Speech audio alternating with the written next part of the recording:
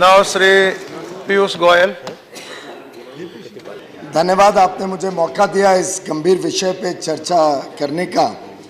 और अभी अभी हमें आनंद शर्मा जी के भाषण का भी लाभ मिला। मेरे को बहुत ज़्यादा शेर व शायरी तो नहीं आती है, वो आनंद शर्मा जी का डिपार्टमेंट है, उनको शेर व शायरी आती है। शायद थोड़ी उसमें भी चूक रह गई, वो हमारे लोगों ने ठीक कर दी थी। लेकिन मुझे इतना ज़रूर विश्वास है कि अर्थतंत्र और अर्थशास्त्र के बारे में शायद कुछ कमज़ोर खबर रखते हैं मेरे मित्र आनंद शर्मा जी, क्योंकि जिस प्रकार से उन्होंने विषय को शुरुआत की ये कह के कि हम काले धन की लड़ाई में हम शामिल होना चाहते हैं, हम काले धन का विरोध करते हैं, हम भ्रष्टाचार का विरोध करते हैं, हम आतंकवाद में जाली नोट जो इस्तेमाल होते हैं उसका विरोध करते हैं। अगर वो वास्तव सच है तो मुझे बाकी के भाषण में जो कहा उसमें कुछ बहुत ज़्यादा गंभीर विषय नहीं समझ में आया कि उन्होंने क्या सदन और देश के सामने रखने की कोशिश की। आज पूरा देश स्वागत कर रहा है प्रधानमंत्री श्री नरेंद्र मोदी और मोदी जी की सरकार के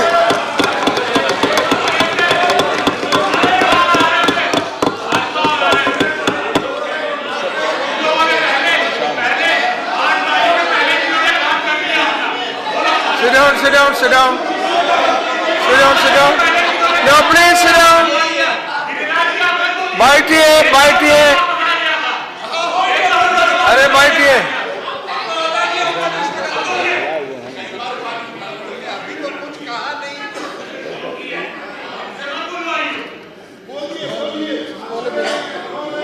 वास्तव में कुछ लोगों की चिंता स्वाभाविक है, क्योंकि शायद इस बहुत महत्वपूर्ण कदम से कुछ लोगों को जरूर चोट पहुंची होगी, तकलीफ पहुंची होगी, उससे मेरी संवेदना है।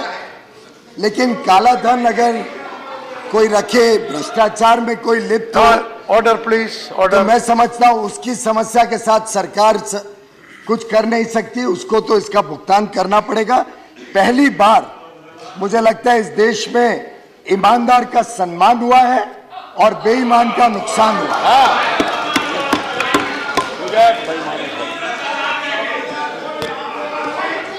टेलीविजन हम भी देखते हैं, हम भी लोगों की प्रतिक्रिया सुनते हैं, हम भी देखते हैं किस प्रकार से कष्ट सहने के बावजूद भारत की अधिकांश जनता बार बार ये दोहरा रही है कि ये मोदी जी ने अच्छा किया, बहुत अच्छा सबक सिखाया जो लोग काला धन का समर्थन करते हैं, और थोड़ा कष्ट तो स्वाभाविक है।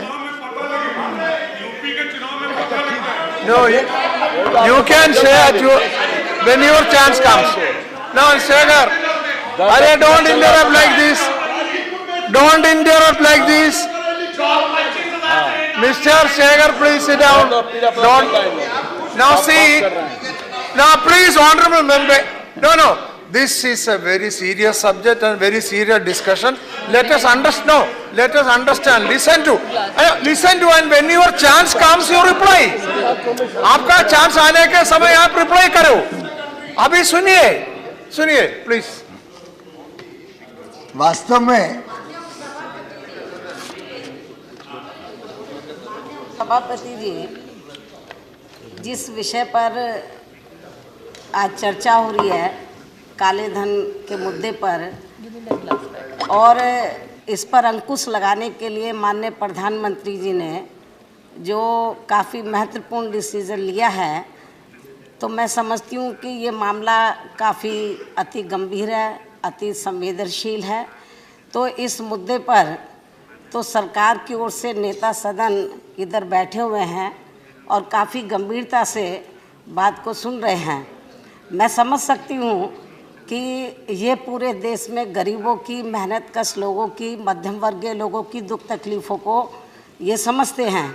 मैं बहुत ध्यान से मैं इनको नोट कर रही थी, ऑब्जर्व कर रही थी कि ये काफ़ी मुझे दुखी लगते हैं चेहरे से भी। एक मिनट प्लीज़, चेहरे से माननीय नेता सदन वित्त मंत्री चेहरे से बहुत दुखी लगते हैं। बेहतर यही होगा, ये अति संवेदनशील मामला है, माननीय प्रधानमंत्री जी को आप इधर बुलाएं और वो हमारी बात सुने और मैं समझती हूँ Alright. कि नेता सदन इसके ऊपर अभी बैठिए, जवाब अभी बैठिए, दें, अभी तो बैठिए। प्रधानमंत्री जी इसके ऊपर जवाब अभी दें तो बैठिए, ज्यादा ठीक है, अभी बैठिए। बेहतर होगा। ये मेरी नेता सदन से रिक्वेस्ट है अभी बैठिए। और आपसे भी Okay. मैं इसके लिए आपका संरक्षण सुझाव चाहती है, हूँ। आपका सुझाव है, बैठिए। Yes please. उपाध्यक्ष महोदय, भारत में जब सरकार बदली मई 2014 में, तो किस प्रकार का वातावरण था, किस प्रकार के अलग अलग घोटालों से देश लिप्त था, किस प्रकार से देश भ्रष्टाचार से दुखी था, ये मैं समझता हूँ सभी जानते हैं।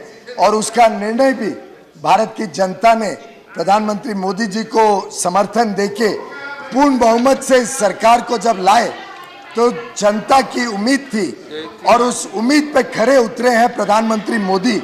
शायद इसीलिए कुछ लोगों को ये कष्ट हो रहा है कि प्रधानमंत्री मोदी जी की जो लड़ाई भ्रष्टाचार और काले धन पे पहले दिन से ही शुरू हुई थी, उस लड़ाई में ये बहुत महत्वपूर्ण जो कदम उठाया गया है, उस पे मैं समझता हूँ पूरे सदन और हर एक राजनीतिक दल को खुशी होनी चाहिए कि इतना निर्णायक कदम देश हित में उठाया गया है।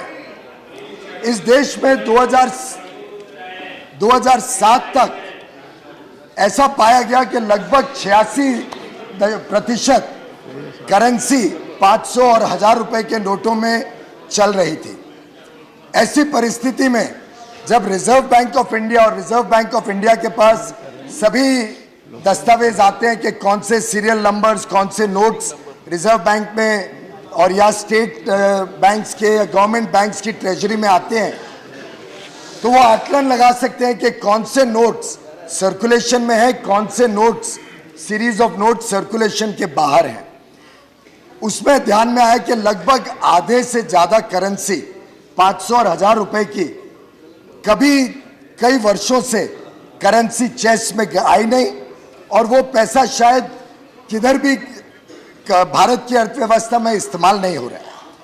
उससे आकलन आया कि काफी बड़ी मात्रा में पैसा शायद किधर दबा हुआ है या किसी ने छुपा के रखा है, शायद काला धन है। स्वाभाविक है कि उसका कोई सरकारी फिगर स्पेसिफिक तो हो नहीं सकता है। तो अगर मेरे मित्र आनंद शर्मा जी एक जवाब का बोरा लें।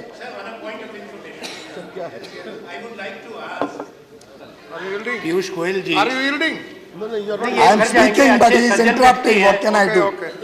सज्जन है, बैठ जाएंगे। सर, मेरा एक प्रश्न है आपसे कि आप माननीय वित्त मंत्री ने जो सदन को सूचित किया है, ये मेरे पास उत्तर है, उसका आप कॉन्ट्रडिक्शन मत करें। जो पैसा कितना है काउंटरफेट इन्होंने बताया है, या तो आप कहो कि इन्होंने गलत बताया, वरना कृपा। मैं समझता हूँ आनंद शर्मा जी ने खुद ही अपने आप प्रश्न का जवाब दिया था। वो जो प्रश्न है वो सिर्फ फेक करेंसी के बारे में है, काला धन और जो पैसा भ्रष्टाचार से लोगों ने कमाया उसके बारे में नहीं है। तो मेहरबानी करके आप जनता को भ्रमित करने की कोशिश ना करें। ऐसी परिस्थिति में सरकार ने ये निर्णय लिया और ये निर्णय पूरे कानूनी प्रावधान के हिसाब से लिया गया। रिजर्व बैंक के बोर्ड ने यह निर्णय लिया, उसको सरकार के पास भेजा और सरकार ने इस निर्णय की सराहना करते हुए कैबिनेट ने मंजूरी दी कि 500 और 1000 रुपए के नोट, पुराने नोटों को रद्द किया जाए, नए नोट आए और हर एक ईमानदार को मौका दिया जाए कि वो अपना पूरा पैसा बैंक में 30 दिसंबर तक जमा कर सके। और ईमानदार पैसे पे तो कोई रोक नहीं है। जिसके पास भी ईमानदार पैसा है, अपने कैश बुक में बैलेंस होगा या अपनी पूरा कमाई होगी या अपनी बचत होगी, मैं समझता हूँ किसी को कोई रोक नहीं है अपना ईमानदार पैसा बैंक में डालने में। रोक है तो बेईमानों के लिए है, रोक है तो भ्रष्टाचारियों के लिए है, रोक है तो जाली नोट रखने वालों के लिए। अब पूरे सदन में ऐसा कौन सा सदस्य है जो ऐसे प्रतिबंध पे भी ऐतराज कर रहा है? मुझे ये बात नहीं समझ में आ रही है कि अगर कोई कदम भारत में भ्रष्टाचार और काले धन को खत्म करने के लिए एक कड़ी में लिया जाता है। हमने सबसे पहली कैबिनेट में एसआईटी बिठाई, एसआईटी के कई सुझाव थे, वो सब सुझाव को स्वीकार किया। जो कई वर्षों से कुछ राज्यों, कुछ देशों से पैसा गलत तरीके से भारत में आ रहा था, टैक्स फ्री बेनिफिट मिल रहा था, डीटी डबल टैक्सेशन एग्रीमेंट में, उस पर रोक लगाई। हमने कई और देशों से करार किया जहां से एक्सचेंज ऑफ इंफॉर्मेशन पहले नहीं होती थी। मैं समझता हूं आनंद शर्मा जी उत्तेजित हो गए ये बोलने में कि हमारे योगदान को स्वीकार नहीं किया। प्रधानमंत्री जी ने तो सबके योगदान को 15 अगस्त के अपने भाषण में स्वीकार कर लिया था, लेकिन क्या वो कदम पर्याप्त थे? क्या उन कदमों से सब काला धन और भ्रष्टाचार रोक पाए? स्वाभाविक है नहीं, क्योंकि पूरे देश में लोगों को इसकी चिंता है। लेकिन एक एक कदम जो हम इस सरकार ने लिया, फिर चाहे वो कोयले के ब्लॉक्स की नीलामी हो पारदर्शिता से, चाहे वो स्पेक्ट्रम की नीलामी हो पारदर्शिता से, अलग अलग आयाम इस्तेमाल किए गए भ्रष्टाचार और काला धन को रोकने के लिए। और मैं समझता हूं उसमें ऐतिहासिक महत्वपूर्ण कदम अगर कोई लिया सरकार ने, तो 500 और 1000 रुपए के नोट को बंद करके सभी को मौका दिया कि अपना ईमानदार पैसा बैंक में डालें, और बेईमानों को चेतावनी दी कि अब उनके पास जो पैसा इकट्ठा हुआ है बेईमानी का, भ्रष्टाचार का, उसकी कोई वैल्यू नहीं है। और मैं समझता हूं पूरे सदन में सभी लोग चिंतित हैं। आनंद शर्मा जी ने भी कहा हम भी भ्रष्टाचार की लड़ाई में सम्मिलित होना चाहते हैं, हम भी आतंकवाद के खिलाफ लड़ना चाहते हैं। जो जाली नोट आतंकवाद या ड्रग कार्टेल्स यूज करते हैं उसमें हम भी सम्मिलित होना चाहते हैं। तो मैं समझता हूं ऐसी परिस्थिति में जो भी कदम इस कड़ी में लिए जाते हैं काले धन को रोकने के लिए, उसका स्वीकार पूरा सदन पूरा देश करे, ऐसी अपेक्षा थी। वास्तव में गोपनीय रखना तो स्वाभाविक था ऐसे निर्णय को। कुछ लोगों ने ऐसा भी सुझाव दिया कि 7 दिन तक 10 दिन तक पहले से बता देना चाहिए था ये कदम होने वाला है। मैं समझ नहीं पा रहा हूं कि कोशिश ये है कि हमें मौका दिया जाना चाहिए था कि हम काले धन को बदल सके, हम उसको कन्वर्ट कर सके। ऐसी परिस्थिति में तो गोपनीयता सबसे महत्वपूर्ण होती है, और गोपनीयता के कारण ही आज बेईमानों को तकलीफ है, भ्रष्टाचारियों को तकलीफ है, और उनके पैसे की कोई वैल्यू नहीं रही। और आप देखिए इस कदम के अनेक अनेक लाभ। आगे चल के भारत की अर्थव्यवस्था जितना ज्यादा ईमानदार होती रहे, जितना ज्यादा सब लोग अपने टैक्सेस पूरी तरीके से भरना शुरू करें, तभी तो जाके देश में ब्याज का दर भी कम हो सकेगा, महंगाई कम हो सकेगी, देश में जो टैक्स रेट्स हैं टैक्स रेट्स पे नियंत्रण लगाया जा सकेगा। आखिर मैं अगर बिजली से के उदाहरण से लूं, अगर 5 लोग चोरी करते हैं तो बाकी 95 लोगों को उस चोरी का भुगतान करना पड़ता है। इसी प्रकार से अगर देश के खजाने में, राज्य सरकारों के खजाने में पूरी तरीके से सब लोग अपने अपने टैक्स भरें, तो स्वाभाविक है कि राज्य सरकार, केंद्र सरकार के पास पैसा ज्यादा होगा, जिससे वो देश में कल्याणकारी काम कर सके, गरीबों का कल्याण कर सके, किसानों का कल्याण कर सके, महिला शक्ति को और बल देने के लिए उनके लिए नए रोजगार के अवसर मिले, युवाओं का अच्छा हुनर बने, उनको कौशल विकास के अवसर मिले, वैसा काम कर सके। शेड्यूल्ड कास्ट, शेड्यूल्ड ट्राइब्स के हमारे भाई बहनों को और ज्यादा योजनाओं द्वारा फायदा दिला सके, और इस सब के लिए पूरी तरीके से टैक्स पे किया जाए, टैक्स कलेक्ट हो, लोगों को काला धन करने का मौका ना मिले, और भ्रष्टाचार मिटाने के लिए एक बहुत महत्वपूर्ण चेतावनी है सब भ्रष्टाचारियों के लिए कि आपका धन सुरक्षित नहीं है, आपके धन पे सरकार नजर रखती है, और जब पूरा ईमानदार पैसा बैंक में आ जाएगा तब अपने आप सामने आ जाएगा कि कितना पैसा काला धन इस देश में था, कितना पैसा बैंक में वापस नहीं आया। मैं समझता हूं कि इस कदम से एक प्रकार से ईमानदारी का उत्सव और प्रामाणिकता का पर्व पूरे देश में मनाया जा रहा है। हमने कई लोगों से जब चर्चा की 8 तारीख के 8 बजे के बाद, तब सभी ने कहा थोड़ा कष्ट है, कुछ ही दिनों का कष्ट है, और वास्तव में ईमानदार लोगों ने अपना पैसा डालना शुरू कर दिया है। हम देख रहे हैं कि आस्ते आस्ते कतारें भी कम हो रही हैं, 2-3 शहरों को छोड़ के आस्ते आस्ते लोगों को नए नोट मिल रहे हैं। अब 500 रुपए के भी नोट आ गए हैं, तो सब बैंकों से वो भी मिलना शुरू हो जाएंगे। और देश की जनता कुछ दिनों की कठिनाई सहन करने को आज तैयार है, क्योंकि उनको आज ये उम्मीद है और ये विश्वास है कि प्रधानमंत्री मोदी जी वास्तव में काले धन और भ्रष्टाचार, आतंकवाद और ड्रग्स के अंदर लगाए हुए जाली पैसे के ऊपर जो जंग कर रहे हैं वो देश हित में है, जनता के हित में, कल्याणकारी कार्यों के हित में है। और आज पूरा देश हमारे साथ खड़ा है। मेरे मित्र नरेश जी ने कहा कि उत्तर प्रदेश को चुनाव को देखते हुए कदम लिया गया। फिर तो आप कहना चाह रहे हो कि इसका लाभ अगर होना होता हमें, तो इसका स्वाभाविक जनता का समर्थन है। इसका तो सीधा मतलब ये निकलेगा कि जनता का समर्थन है। तो मैं समझता हूं कि ये जो कदम उठाया गया है, इसका पूरा अधिकार था प्रधानमंत्री जी को, इस सरकार को। इसमें कोई ऐसी परिस्थिति नहीं है कि ऑर्डिनेंस ही लाना जरूरी था। और रिजर्व बैंक मॉनेटरी पॉलिसी चलाती है। रिजर्व बैंक के बोर्ड ने यह निर्णय लिया और उस निर्णय के तहत 500 और 1000 रुपए के नोट को रद्द किया गया, पुराने नोट को, और नए नोटों द्वारा इस सिलसिला को आगे चलाया जाएगा। आपने सर्जिकल स्ट्राइक की बात की, से हमने तो किसी ने इसको सर्जिकल स्ट्राइक का नाम नहीं दिया, पर अगर आप इसको सर्जिकल स्ट्राइक मानते हैं तो मैं समझता हूं बहुत खुशी की बात है। अगर सर्जिकल स्ट्राइक है काले धन पे, अगर सर्जिकल स्ट्राइक है भ्रष्टाचार पे, अगर सर्जिकल स्ट्राइक है आतंकवाद पे, तो ये तो आपने उसको सर्टिफिकेट दे दिया आनंद जी।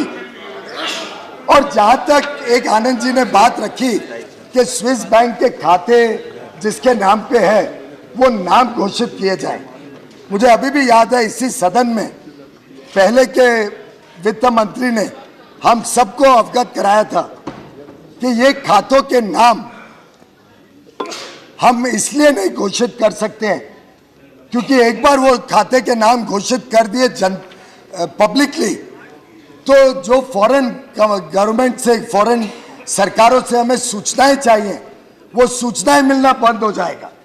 तो मैं समझ नहीं पा रहा हूं कि क्या कुछ नेता चाहते हैं कि सरकार ये भूल कर दे और इन नामों को सुप्रीम कोर्ट को देने के बदले पब्लिक को दे दे, जिससे उन लोगों को ये एस्केप रूट मिल जाए कि सब फॉरेन सरकार, विदेशी सरकार से सूचनाएं प्राप्त होना बंद हो जाए। मैं समझता हूं भारत सरकार का दायित्व है वो नाम वो सुप्रीम कोर्ट को दे, जो हमने पूरा किया है। जैसे जैसे वो केसेस कोर्ट में आ रहे हैं, सुप्रीम कोर्ट को उसकी पूरी जानकारियां और पूरी इन्वेस्टिगेशन के साथ दी जा रही है और उस पर उचित पूरी तरीके से कार्रवाई की जा रही है। लेकिन आप मेहरबानी करके ऐसे गलत तत्व ना रखें जिससे इन लुटेरों को एक मौका मिल जाए छुपने का। इसी प्रकार से कुछ अनाप शनाप आरोप आनंद जी ने जरूर लगाने की कोशिश की खर्चों के बारे में। अब तो आनंद जी 2014 के चुनाव का खर्चा सब इलेक्शन कमीशन, इनकम टैक्स सबको सबमिटेड है और वेबसाइट पर भी उपलब्ध है। आप मेहरबानी करके वेबसाइट खोल के आपको पूरी जानकारियां मिल जाएंगी 2014 में क्या खर्चा हुआ और आपके जो ये आरोप हैं, इन आरोपों में कितना तत्व है और कितना गलत आपने अफवाह फैलाने की कोशिश की गई। हेलीकॉप्टर पानी नहीं चला था, बोलो ना। वैसे तो मैं समझता हूं कि ये एक ऐसा कदम है जिससे आगे चल के हर एक व्यक्ति को सोचना पड़ेगा भ्रष्टाचार करने के पहले, हर एक व्यक्ति को सोचना पड़ेगा काला बाजारी करने के पहले। और आप इसका स्वाभाविक एक दो मैं आपको उदाहरण देता हूं। हमारे लेफ्ट के मित्र हैं यहाँ पे, कई ट्रेड यूनियंस वगैरह चलाते हैं। इसका एक सीधा लाभ, जैसे जैसे सभी कंपनियां, सभी लोगों को आदत पड़े कि हम सभी को चेक से तनख्वाह दें, तो सीधा लाभ होगा तो गरीब मजदूर को होगा। आज हम सब जानते हैं कि गरीब मजदूर को जो तनख्वाह दी जाती है वो कैश में इसलिए दी जाती है कि कई बार मिनिमम वेजेस का भी उल्लंघन होता है। हमने मिनिमम वेजेस को, न्यूनतम जो वेजेस कामगार को मिलती है उसको 42% बढ़ाया पिछले सदन की सत्र में, और 42% बढ़ाने के बाद ये लाभ गरीब मजदूर तक पहुंचे, उसका एकमात्र तरीका यह है कि सब चेक से पे करें, सब मजदूरों को चेक मिले। और इसके लिए शुरू से ही इसी के लिए शुरू से ही हमने जनधन अकाउंट पे फोकस किया। जनधन अकाउंट खोले गए, हर एक व्यक्ति के पास परिवार में एक अकाउंट खोला गया,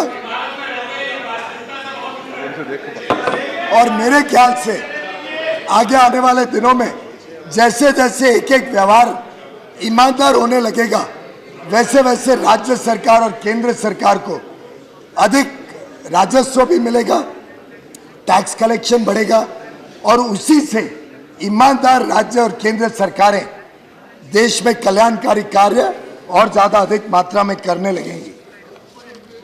ये एक ऐसा कदम है उपाध्यक्ष महोदय, जिसमें हम समझते थे पूरे सदन में सभी राजनीतिक दल इसका समर्थन करेंगे। मुझे समझ नहीं आ रहा है कि अगर कुछ चंद दिनों की कठिनाई में अगर हम सब एक साथ लड़ते और जूझते तो ये कठिनाई भी कम होती और जल्द से जल्द लोगों को इसके लाभ दिखने मिलते। पर खैर, अब दुर्भाग्य की बात है कि इन राजनीतिक दलों को कोई कारणवश इसका विरोध करना पड़ रहा है, या शायद चिंता है कि ये जनता ने बहुत इस बात को पसंद किया है और इस बात की सराहना की है कि पहली बार देश में एक ऐसा प्रधानमंत्री और सरकार आई है जो वास्तव में काले धन, भ्रष्टाचार और आतंकवाद के खिलाफ एक बहुत ही तेज लड़ाई, बहुत ही मजबूत लड़ाई लड़ने को तैयार है। और मैं समझता हूँ इसमें कोई राजनीति नहीं है, इसमें राष्ट्र और देश का हित का ही काम है।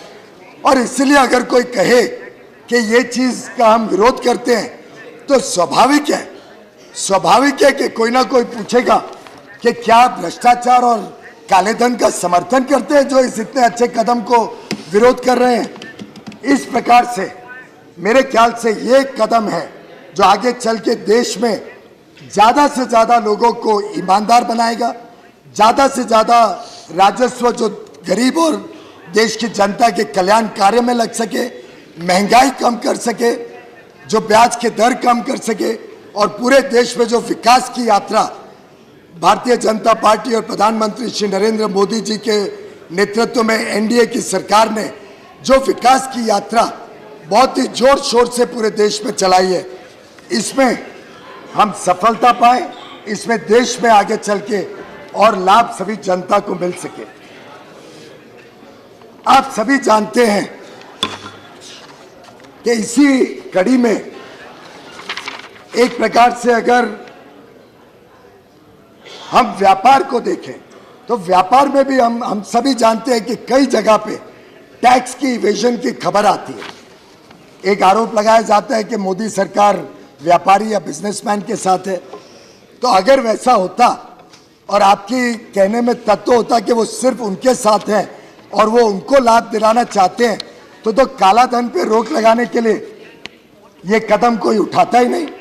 मैं समझता हूँ ये कदम उठाने से साबित होता है कि जो भी काला धन करते हैं, जो भी भ्रष्टाचार करते हैं, उनके खिलाफ जंग लड़ने की अगर ताकत है तो वो सिर्फ भारतीय जनता पार्टी और मोदी जी में है।